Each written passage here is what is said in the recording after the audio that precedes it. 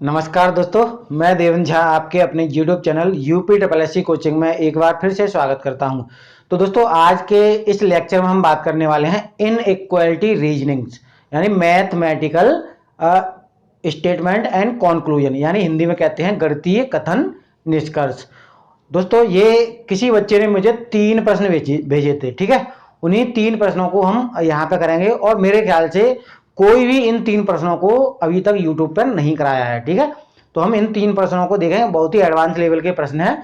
और ये जो प्रश्न है मैथमेटिकल रीजनिंग यानी कि गणितीय कथन निष्कर्ष के, ये सभी एग्जाम्स की दृष्टि से बहुत ही इंपॉर्टेंट होते हैं। मैंने पार्ट 1 और पार्ट 2 बनाया बहुत ही बेसिक लेवल से, 0 लेवल से बनाया है। उसका लिंक मैंने डिस्क्रिप्शन बॉक्स में दिया है। जिन बच्चों ने अभी तक नहीं देखा है, पहले उन वीडियो को देखें, उसके बाद इस वीडियो को देखें, तो आपको निश्चिंत ही बहुत लाभ होने वाला है। तो चलिए दोस्तों, हम शुरू करते हैं 3 प्रश्नों को किस तरीके से बहुत ही अच्छे तरीके से सॉल्व करते हैं। तो देखिए, ये चिन्ह है हमारे पास, इन चिन्हों पर ही ये हमारे 3 प्रश्न, एक प्रश्न मैंने यहाँ पे लिखा हुआ है, 2 प्रश्न आना और बाकी है, तो इन चिन्हों पर ही आधारित है। देखिए, जो एरो बना है, एरो से बराबर, यानी इसका मतलब क्या है, एरो का मतलब है बराबर, प्लस से बड़ा नहीं। अब देखिए, से बड़ा नहीं यानी बड़ा नहीं है तो या तो छोटा होगा या फिर बराबर होगा, ठीक है। कंफर्म नहीं है, या तो छोटा होगा या फिर बराबर होगा। से कम यानी गुणा का मतलब है, क्रॉस का मतलब है से कम, तो से कम है तो ये कम, लेस देन वाला चिन्ह बन जाएगा। फाई का मतलब से कम नहीं, तो कम नहीं है तो या तो बड़ा होगा या फिर इक्वल होगा, यानी ग्रेटर देन और इक्वल। अब ये वर्ग है, वर्ग का मतलब से बड़ा, तो इसका मतलब ग्रेटर देन यानी बड़े वाला चिन्ह है। से बराबर नहीं, इस त्रिभुज का मतलब है से बराबर नहीं, यानी बराबर नहीं का मतलब है नॉट इक्वल।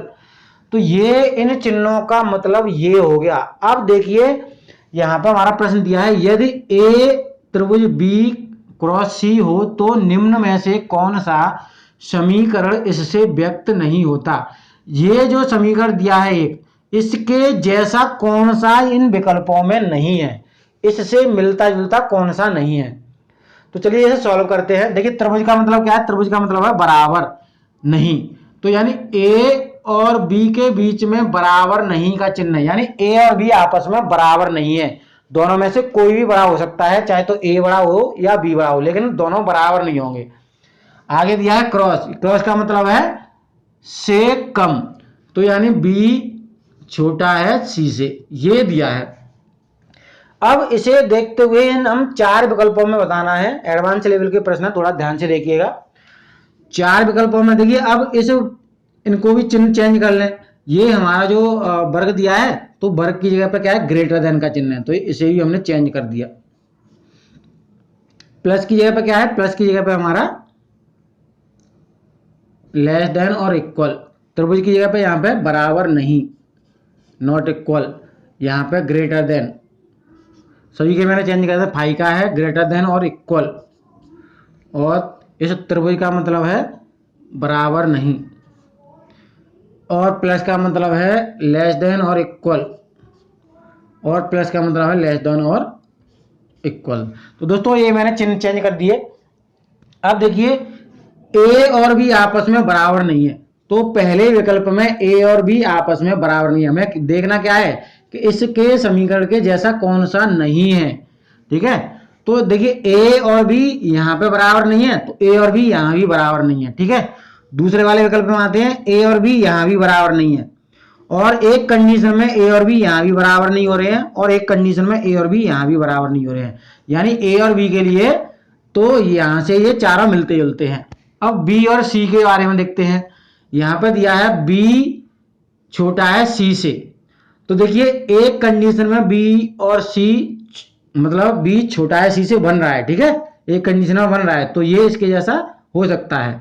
अब दूसरे वाले विकल्प में आते हैं। देखिए, यहाँ पे बी छोटा है सी से, लेकिन दूसरे वाले विकल्प में क्या है, बी बड़ा है सी से, तो ये जो बी विकल्प होगा यही इस प्रश्न वाले समीकरण के जैसा नहीं होगा। तो कौन सा टिक करना है, हमें बी विकल्प टिक करना है। देखिए, यहाँ भी देखते हैं, बी और सी आपस में बराबर नहीं है यहाँ पे, तो यहाँ भी बी और सी आपस में बराबर नहीं है।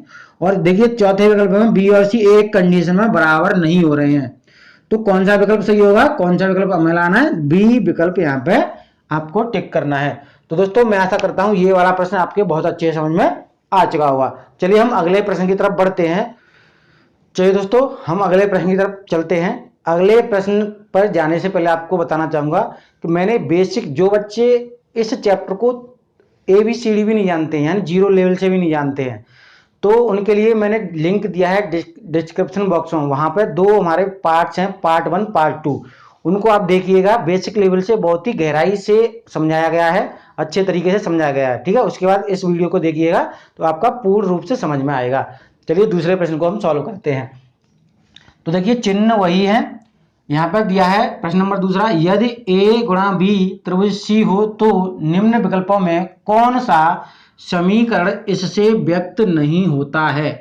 यानी इस प्रश्न में भी पिछले प्रश्न जैसा है कि चारों विकल्पों में कौन सा विकल्प इसके जैसा नहीं होगा। तो बस आपको चिन्हों को चेंज करना है। देखिए चिन्ह चेंज, A और यहाँ पे जो गुणा का मतलब क्या है, गुणा का मतलब है लेस देन, यहाँ पे B, और इस डेल्टा या त्रिभुज कह सकते हैं, डेल्टा या त्रिभुज, तो इसका मतलब है नॉट इक्वल, बराबर नहीं, C। अब देखिए यहाँ जो विकल्प है यहाँ भी हमें चेंज करना पड़ेगा। तो डेल्टा का मतलब क्या है, नॉट इक्वल, और इस गुणा या क्रॉस की जगह पे लेस देन, ठीक है, प्लस की जगह पे आ जाएगा लेस देन और इक्वल, और इस वर्ग की जगह पे आ जाएगा ग्रेटर देन, तो यहाँ भी ग्रेटर देन आएगा। और देखिए इस एरो की जगह पे आएगा इक्वल, बराबर वाला चिन्ह, और इसकी जगह पे आएगा, मैंने सभी चेंज कर दिए, फाई का मतलब है, देखिए सभी विकल्पों में मैंने चेंज कर दिया। अब देखिए जो प्रश्न है वहां पर दिया है A और B आपस में बराबर नहीं है। यहाँ पे पूछा क्या है कि इसके जैसा चारों में से कौन सा नहीं है, तो नहीं यहाँ पे दिया है, तो आपको ध्यान रखना है। तो यहाँ पे A और B बराबर नहीं है, तो देखिए पहले विकल्प में A और B आपस में बराबर नहीं है, लास्ट वाले विकल्प में भी A और B आपस में बराबर नहीं है, और एक कंडीशन में B विकल्प में भी A और B बराबर नहीं है, लेकिन C विकल्प में यहाँ पे दोनों A और B बराबर दे रहा है, A और B बराबर दे रहा है, तो यही हमारा विकल्प हो जाएगा, ठीक है। इसके जैसा कौन सा नहीं होगा, C विकल्प। अब देखिए यहाँ पे B और C के बारे में देख लें। देखिए हमें पता चल गया उत्तर टिक करना है केवल C, इतना ही काम हमारा खत्म हो गया। लेकिन समझने